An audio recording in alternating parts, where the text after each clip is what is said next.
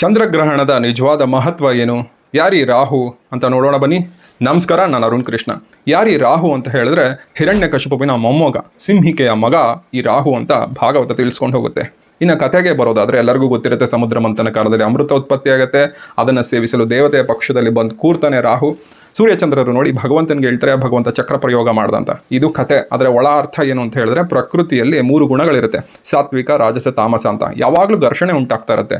ಆದರೆ ಈ ಒಂದು ಸಂದರ್ಭದಲ್ಲಿ ಏನಾಗುತ್ತೆ ಅಂದರೆ, ಸಾತ್ವಿಕ ಶಕ್ತಿಗೂ ಮತ್ತು ತಾಮಸ ಶಕ್ತಿಗೂ ಘರ್ಷಣೆ ಉಂಟಾಗಿ ತಾಮಸಿಕ ಶಕ್ತಿ ಹೆಚ್ಚು ಪ್ರಬಲ ಆಗಿ ಈ ಹವಾಮಾನದಲ್ಲೆಲ್ಲ ಈ ನೆಗೆಟಿವ್ ಇನ್ಫ್ಲುಯೆನ್ಸ್ ಇರುತ್ತೆ, ಅದು ದೇಹದ ಮೇಲೂ ಬೀರುತ್ತೆ. ಹಾಗಾಗಿ ಖುಷಿ ವಿಚಾರ ಏನು ಅಂತ ಹೇಳಿದ್ರೆ, ನಮ್ಮ ಬುದ್ಧಿಯ ಶಕ್ತಿಯ ಮೇಲೆ ರಾಹುವಿನ ಪ್ರಭಾವ ಬೀರಲ್ಲ.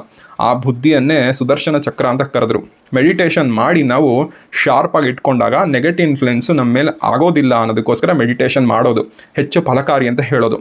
ಇನ್ನು ಊಟಕ್ಕೆ ವಿಚಾರಕ್ಕೆ ನೋಡೋದೇ ಆದರೆ, ಆ ಒಂದು ಸಂದರ್ಭದಲ್ಲಿ ಊಟ ಮಾಡಬೇಡಿ ಅಂತ ಹೇಳ್ತಾರೆ. ಯಾಕೆ ಅಂದರೆ, ನಮ್ಮ ಹೊಟ್ಟೆ ಖಾಲಿ ಇದ್ದಾಗ ಬುದ್ಧಿ ಚುರುಕಾಗೋಡುತ್ತೆ.